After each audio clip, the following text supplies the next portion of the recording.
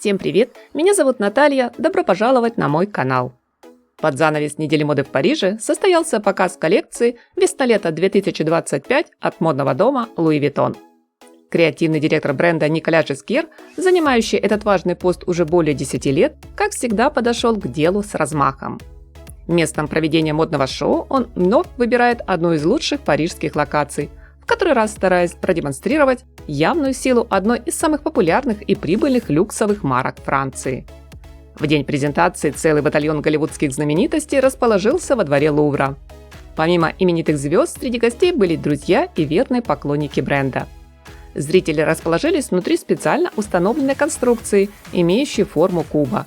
Ее зеркальные наружные поверхности отражали архитектурные красоты музея, а само помещение было оформлено черным бархатом. Такое решение создавало эффектный контраст с ярко освещенным подиумом, похожим на лоскутное одеяло, выполненное в технике пэтчворк. Модели выходили на высокую фэшн-сцену-платформу, собранную из более 1000 чемоданов. Столь необычное сооружение оказалось весьма символично, став прямой отсылкой к историческому наследию дома моды Louis Vuitton, всемирный успех которого взял старт с мастерской по изготовлению сундуков, а позднее и чемоданов для перевозки и хранения багажа в дальние поездки. Сегодня ведущий дизайнер и креативный директор компании вновь предлагает всем нам отправиться в путешествие. Но только во времени, прихватив с собой мини-версию в виде стильной сумки одного из знаменитых дорожных аксессуаров – кожаного портфеля, саквояжа, либо того же чемодана. Последние пару сезонов ретро-тема звучит во многих коллекциях и, казалось бы, даже совсем не удивляет. Но когда большинство брендов затронули лишь не столь далекое прошлое – 70-е, 80-е 20 века, то Жескьер замахнулся на несколько столетий назад и пригласил всех в эпоху Возрождения. По словам модельера, он давно увлечен этим историческим периодом, когда мода начала существовать в том виде, в котором мы ее знаем. Когда люди решили наряжаться, они хотели новизны и, конечно же, роскоши. Также дизайнер чувствует очень личную связь с этой эпохой, поскольку вырос во французской долине Луары, которая славится бесчисленным количеством многовековых замков, крепостей, королевских дворцов и соборов. Отсюда в коллекции появились бархатные жакеты в бусинах, объемные рукава-буфы и баски на куртках с плотно затянутой талией, пышные воздушные оборки вместо привычного воротника, изящная бисерная вышивка, золотые пуговицы, массивные ожерелья в несколько ярусов. Здесь щедрые украшения, в том числе кабушоны, усеяли свободные прозрачные топы, платья, плечистые пиджаки и даже сумки. Выводя на подиум абсолютные приметы прошлого, Жескьер в привычной ему манере запросто миксует их с вещами из настоящего. Например, с трикотажными боди, полосатыми бриджами и шортами-велосипедками, с летящими нарядами с абстрактным принтом или с асимметричными брюками с одной штаниной. А еще дополняет модные образы футуристичной обувью, где широкие кожаные ремешки, декоративные монеты, воздушные банты и перья лихо объединяют разные эпохи.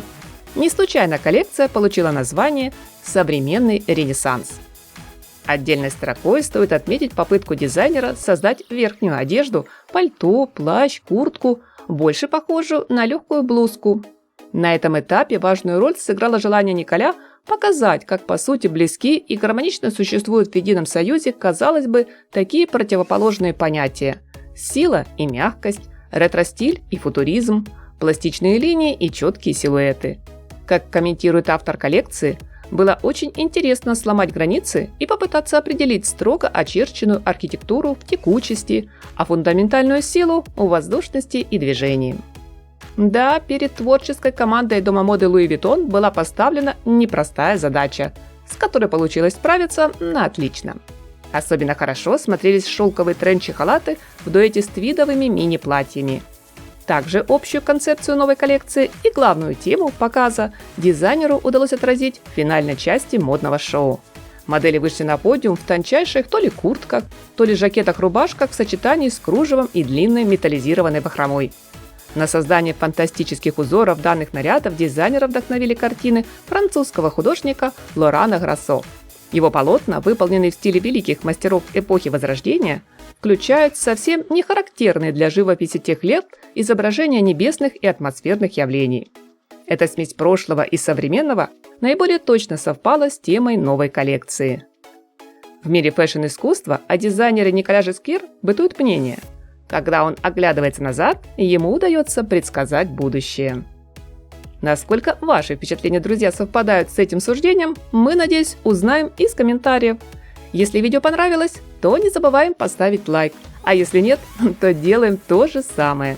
Приятного просмотра, всем красоты, позитива, душевного тепла и яркого, солнечного настроения!